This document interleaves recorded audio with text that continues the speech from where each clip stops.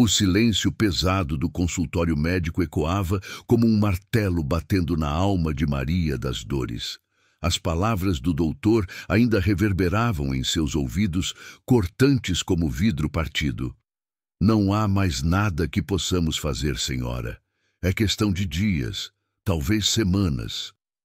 Ela olhou para o marido, José Antônio, que segurava firmemente sua mão trêmula, os olhos vermelhos de lágrimas contidas. Os filhos, Antônio de 16 anos e Conceição de 14, permaneciam mudos no canto da sala, como se o mundo tivesse parado de girar.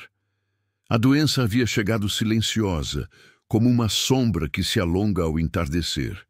Primeiro foram as dores no peito, depois a fraqueza que tomava conta do corpo de Maria, como água encharcando a terra seca.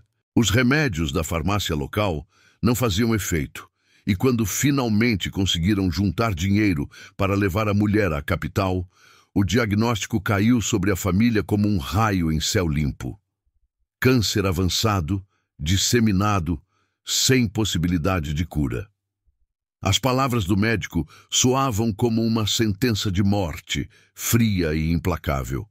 De volta ao sítio em Quixadá, a casa que antes era cheia de risos e conversas animadas se transformou em um ambiente de velório antecipado. Maria das Dores definhava a cada dia, sua pele perdendo a cor dourada do sol do sertão, seus olhos, antes brilhantes, agora turvos pela dor e pela morfina que apenas amenizava o sofrimento. José Antônio não dormia mais. Passava as noites sentado na cadeira de palha, ao lado da cama, ouvindo a respiração irregular da esposa, cada suspiro uma prece desesperada ao céu. As vizinhas vinham trazer comida e palavras de conforto, mas o que poderiam dizer diante de tamanha desgraça? Dona Francisca, a parteira mais velha da região, segurava as mãos de José Antônio e balançava a cabeça com pesar. É a vontade de Deus, meu filho. Ele sabe o que faz. Mas José Antônio não conseguia aceitar aquela resposta. Como podia ser vontade divina levar embora a mãe de seus filhos, a mulher que havia sido sua companheira por 20 anos de casamento?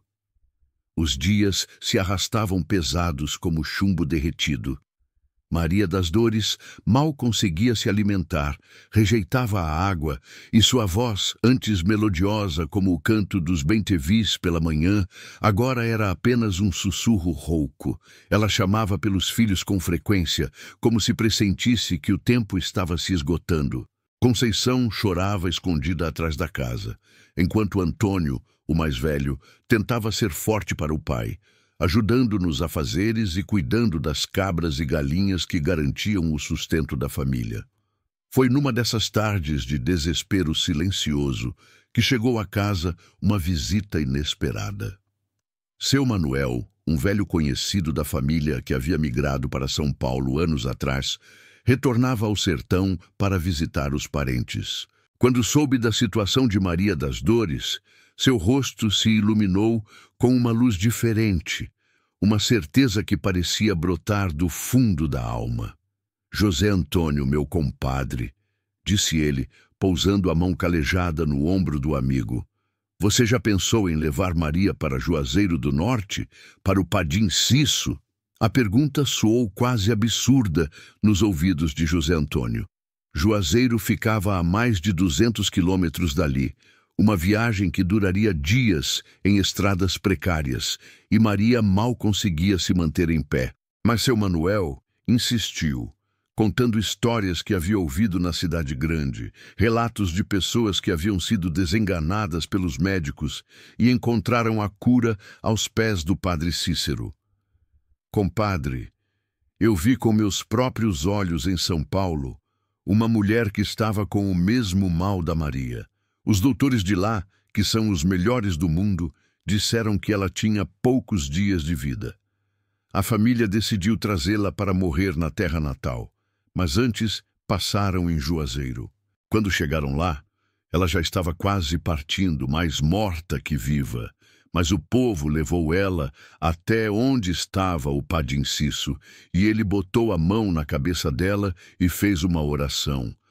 3 dias depois, ela estava caminhando sozinha, comendo direito, e quando voltou para São Paulo, os mesmos médicos não acreditaram no que viram. Disseram que era impossível, que não havia mais sinal da doença.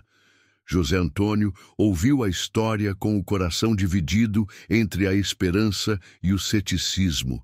Seria possível que onde a ciência não alcançava, a fé pudesse operar milagres? Ele olhou para a porta do quarto onde Maria das Dores repousava, sua respiração cada vez mais fraca, e sentiu que não tinha mais nada a perder. Talvez aquela fosse a última esperança, um fio de luz no meio da escuridão que havia tomado conta de sua vida. Naquela noite, José Antônio conversou com a esposa sobre a possibilidade da viagem.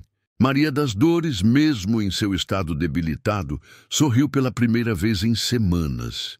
"Se é para morrer, José", disse ela com a voz fraca, mas firme, "prefiro morrer tentando. E se Deus quiser me dar mais tempo ao lado de vocês, que seja pela intercessão do Padim Cisso." A decisão estava tomada. Os preparativos para a viagem começaram no dia seguinte. José Antônio vendeu 2 cabras e empenhou a aliança de casamento para conseguir dinheiro para a passagem de ônibus. Dona Francisca e outras vizinhas se mobilizaram para preparar um colchão especial para Maria das Dores poder viajar deitada e juntaram mantimentos para a família não passar necessidade durante a jornada. O filho mais velho, Antônio, insistiu em acompanhar os pais, deixando Conceição aos cuidados da avó paterna. A partida foi marcada para a madrugada de uma quinta-feira. José Antônio carregou a esposa no colo até o ônibus, ela tão leve que parecia uma boneca de pano. Os outros passageiros olhavam com pena e algumas mulheres faziam o sinal da cruz, reconhecendo na cena o desespero de uma família em busca de um milagre. O motorista, um homem experiente nas estradas do sertão, ajudou a acomodar Maria das Dores no banco traseiro, onde ela pudesse viajar deitada. A viagem foi um calvário. A cada buraco na estrada, Maria das Dores gemia baixinho e José Antônio segurava sua mão, sussurrando palavras de encorajamento. O ônibus parava de hora em hora para que ela pudesse tomar um pouco de água ou receber os remédios para a dor. Alguns passageiros desceram pelo caminho, mas outros subiram, e logo se espalhou a notícia de que havia uma mulher desenganada a caminho de Juazeiro em busca da cura através do Padim Cisso. Histórias começaram a ser compartilhadas dentro do ônibus. Uma senhora contou sobre o neto que havia nascido com problema no coração e foi curado após a família fazer uma promessa ao padre Cícero. Um homem mais jovem relatou como conseguiu emprego depois de meses desempregado, logo após visitar o túmulo do santo. As narrativas se sucediam, criando um ambiente de fé coletiva que parecia fortalecer Maria das Dores, que ouvia tudo com atenção, mesmo com os olhos fechados. À medida que o ônibus se aproximava de Juazeiro do Norte, a paisagem ia mudando. O sertão árido dava lugar a uma vegetação um pouco mais verde, e começaram a aparecer placas e outdoors anunciando hotéis, restaurantes e lojas de artigos religiosos. Mas o que mais chamava a atenção eram as pessoas. Mesmo sendo o meio da semana, as estradas estavam cheias de romeiros caminhando em direção à cidade sagrada. Alguns vinham de muito longe, carregando trouxas nas costas, outros empurravam carrinhos de mão com seus pertences. Havia pessoas de todas as idades, famílias inteiras, grupos de amigos, todos unidos pela mesma fé, pela mesma esperança de encontrar em Juazeiro do Norte aquilo que não haviam encontrado em nenhum outro lugar. Quando o ônibus finalmente entrou na rodoviária de Juazeiro, já era final da tarde. José Antônio carregou Maria das Dores novamente no colo e, junto com o filho Antônio, procurou um lugar barato para se hospedar. As ruas estavam cheias de movimento. Vendedores ambulantes ofereciam água, comida e souvenirs religiosos. O cheiro de rapadura misturava-se com o aroma de milho cozido e tapioca, criando uma atmosfera única, tipicamente nordestina. mas carregada de uma energia especial, como se o próprio ar da cidade fosse impregnado de fé. Conseguiram um quarto pequeno numa pensão simples, próxima ao centro da cidade. Maria das Dores foi colocada na cama estreita, e José Antônio sentou-se ao seu lado, observando pela janela o movimento constante de romeiros nas ruas. Era como se a cidade inteira pulsasse com uma vida própria, alimentada pela esperança de milhares de pessoas que chegavam ali em busca de um milagre, de uma resposta, de um alívio para suas dores e aflições. Na manhã seguinte, José Antônio acordou com o primeiro raio de sol que entrava pela janela do quarto. Maria das Dores havia passado a noite inquieta, mas parecia ter mais energia do que nos últimos dias. Ela conseguiu tomar um pouco de café com leite e comer um pedaço de tapioca, o que não acontecia há semanas. José, disse ela com voz mais firme, eu sinto que Padim Cisso já está me ajudando. Desde que chegamos aqui, sinto uma paz diferente no coração. O plano era ir até a Igreja do Socorro, onde ficava o túmulo do Padre Cícero, logo cedo, antes que o movimento de romeiros ficasse muito intenso. José Antônio havia conseguido emprestado uma cadeira de rodas com o dono da pensão, que se mostrou solidário à situação da família. Meu amigo, disse o homem, aqui em Juazeiro todo mundo se ajuda. Somos todos irmãos na fé do Padim Cisso. As ruas da cidade despertavam com o movimento dos primeiros romeiros do dia. Havia quem chegava naquele momento, depois de viajar a noite toda, e havia quem já estava acordado desde muito cedo, preparando-se para os rituais de fé. Mulheres carregavam flores e velas. Homens traziam ex-votos feitos de madeira, representando partes do corpo que precisavam ser curadas ou já haviam sido abençoadas. O som de orações murmuradas misturava-se com o barulho dos passos e o tilintar dos rosários. Enquanto empurrava a cadeira de rodas com Maria das Dores, José Antônio observava admirado aquela multidão de gente simples, gente como ele, que havia deixado suas casas e suas obrigações para vir em busca de um milagre. Havia rostos marcados pelo sofrimento, mas também iluminados pela esperança. Uma senhora idosa caminhava descalça, cumprindo uma promessa feita anos atrás. Um jovem carregava uma cruz de madeira nas costas, pagando uma promessa pela cura da mãe. Uma mãe levava no colo uma criança que parecia não responder aos estímulos, buscando a intercessão do santo para que o filho voltasse a andar. Ao chegarem à Igreja do Socorro, José Antônio ficou impressionado com a quantidade de pessoas que já se aglomerava no local, mesmo sendo tão cedo. A igreja estava repleta e do lado de fora formava-se uma fila enorme de romeiros que queriam entrar para visitar o túmulo do Padre Cícero. Havia um clima de reverência e devoção que tocava profundamente qualquer pessoa, mesmo aquelas que chegavam ali mais por desespero do que por fé. Maria das Dores pediu para descer da cadeira de rodas e tentar caminhar alguns passos. Com muito esforço, apoiada no marido e no filho, ela conseguiu entrar na igreja. O interior estava iluminado por centenas de velas, e o ar carregado de incenso e de orações sussurradas criava uma atmosfera de profundo recogimento espiritual.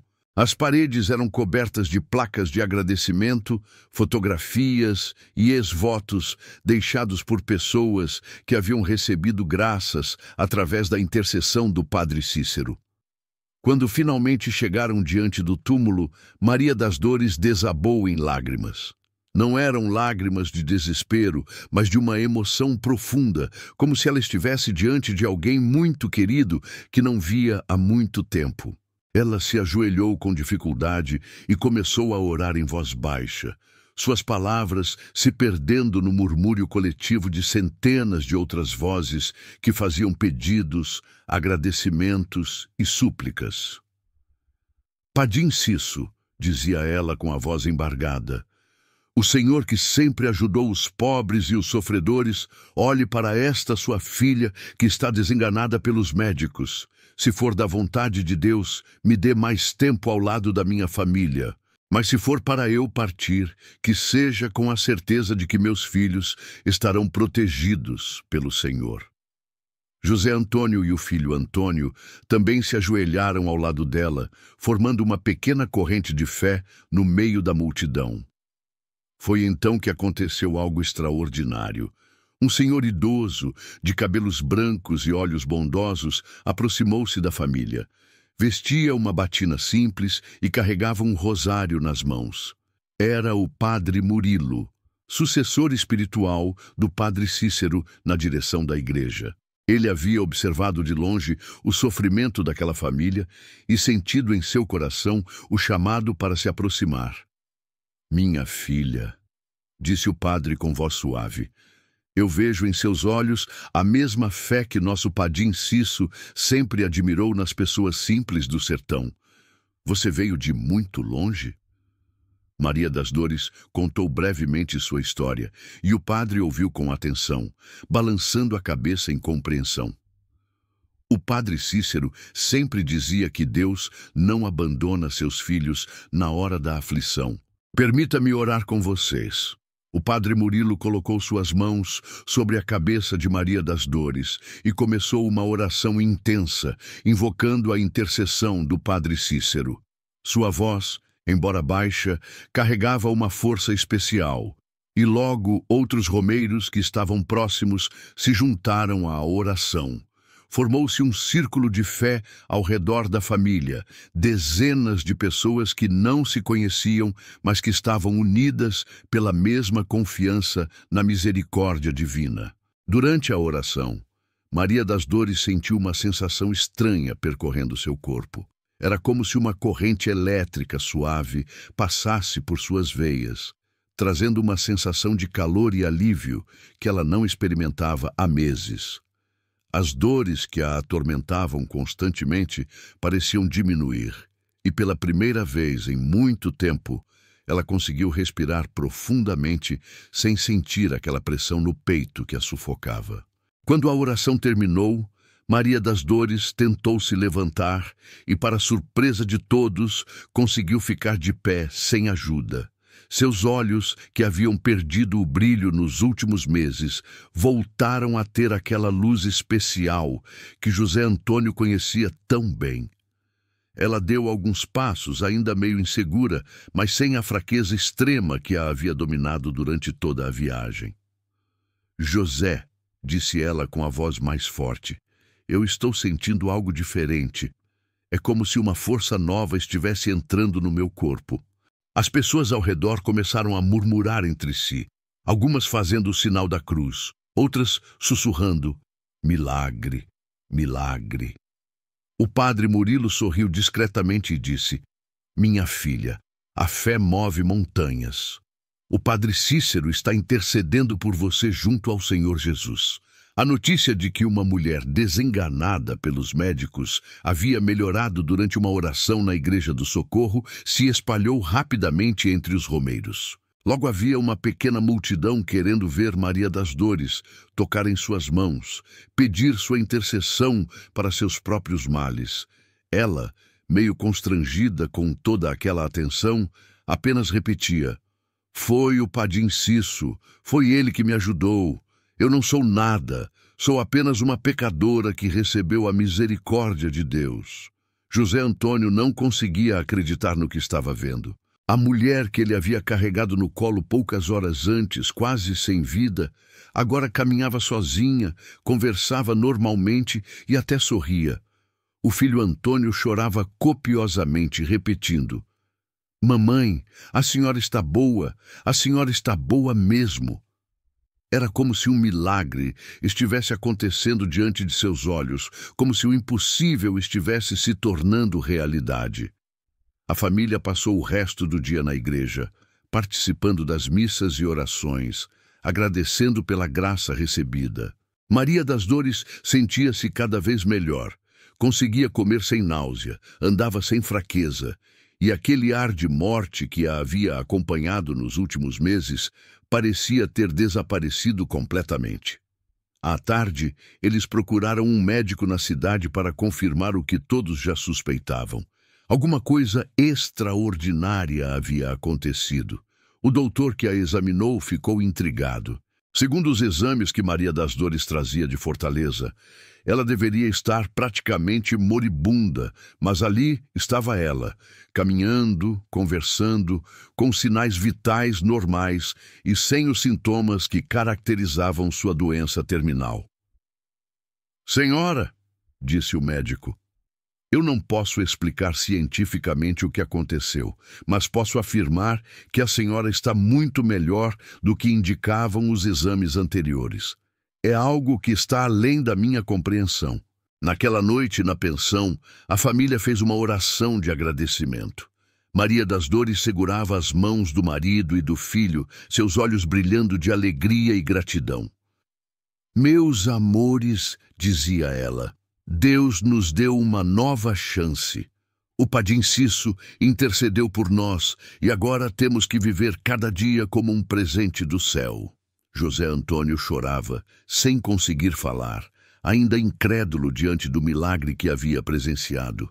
No dia seguinte, antes de voltar para casa, a família retornou à Igreja do Socorro para uma última oração de agradecimento.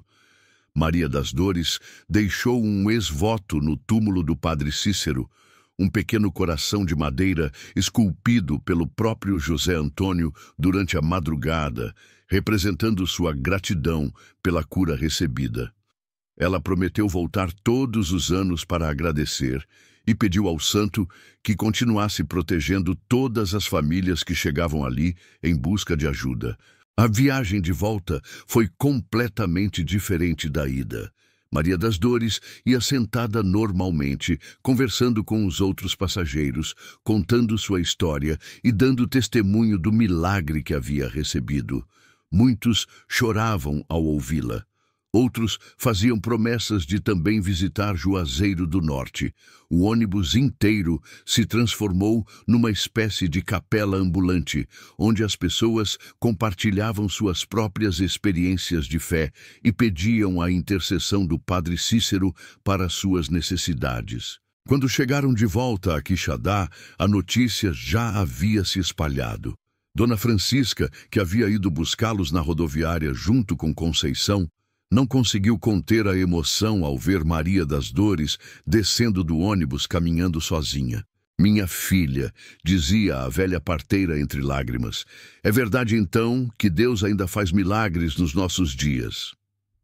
A filha Conceição correu para abraçar a mãe, e ali mesmo na rodoviária formou-se uma pequena multidão de conhecidos que queriam ver com os próprios olhos o milagre da cura.